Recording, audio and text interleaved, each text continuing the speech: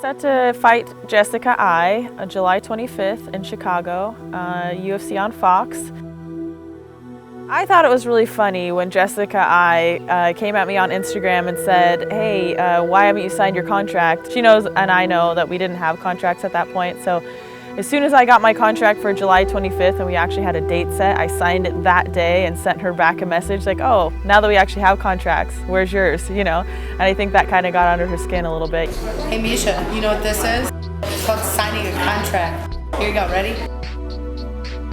Signed contract. Sometimes it's fun to have a little bit of pre-fight banter, you know, it kind of adds to energy, it hypes me up for training.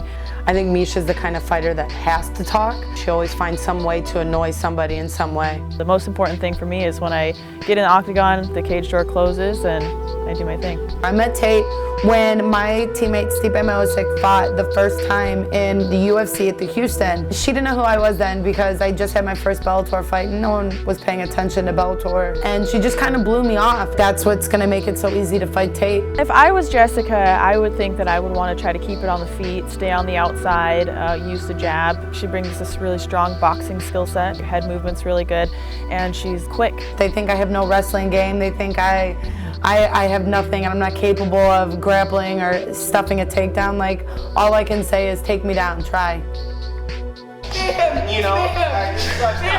And then she's gonna try to shoot. Not shoot. Finally.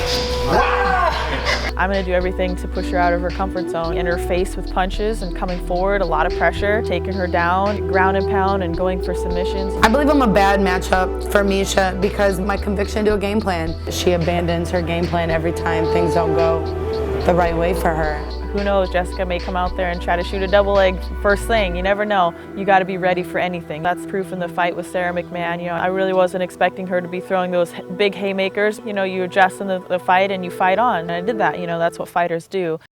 A win over Tate, not only for myself, but in the division, shows diversity. And it shows that we're not on this, you know, Ronda's at the top and everyone else is 5 steps below her, that there are girls that are just as good and that are amazing fighters. And I think that beating Tate, well, obviously it puts me in the #1 contender's position no matter what. I think I'm stronger. I think I'm more well-rounded. I think I'm better in the wrestling, better on the ground, and more powerful on the feet. With the upcoming bout between Beth and Ronda, Beth is too young in her career at this point to be taking on Ronda. I think it's a big jump in competition in the girls that she has been facing.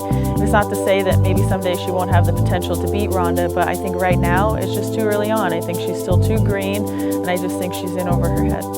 If we looked at Ronda Rousey like she was Bowser, yes, she is the champion. She's the Bowser of the women's UFC right now. But that does not mean that she's not beatable, and it does not mean that I won't be the one to come along and beat her. I think Miesha Tate has been a very good leader for women's MMA in the early years. I think personally she stayed the same for a very long time, and unfortunately that's why she's not winning the big fights that she should be, and she's not able to beat the champion. If I get past this fight with Jessica, which is really what I'm focused on, it leads me to another fight with Ronda. I've been working on my defense, I've been working on my striking, I've been working on the tools that I need to be able to beat Ronda, and I really think that the third time is the charm. I do feel like Miesha Tate looks at me like I'm not on her level, or like I'm not capable of beating her. I'm just incapable of sitting in, you know, or standing in the same cage with her. Now I get my chance, you know, now I get my chance to stand across from her in the cage. My fight with Miesha is the most important thing, but the ultimate goal in my life right now is to put gold around my waist. It's always me fighting my opponent and the champion because I know where I'm going and I know what I want. How could I not?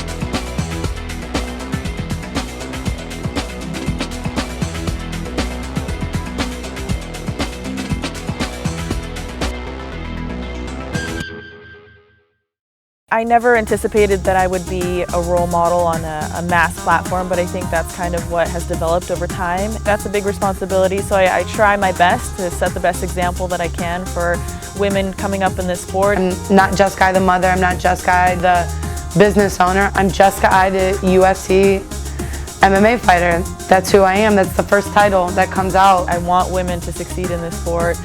Even long after I'm gone, I want to make sure that the presence is still strong and that carries on.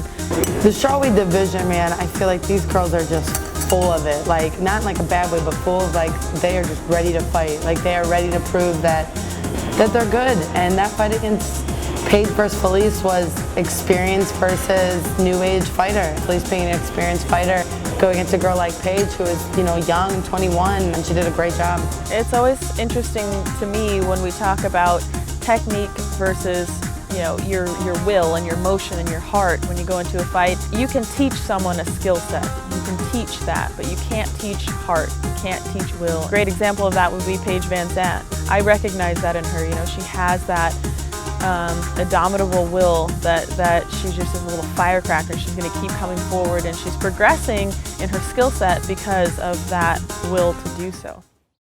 I feel really fortunate that I was able to come out to this estate for part of my training camp. Not only was the training amazing with the grounds that are here, everything from the facility,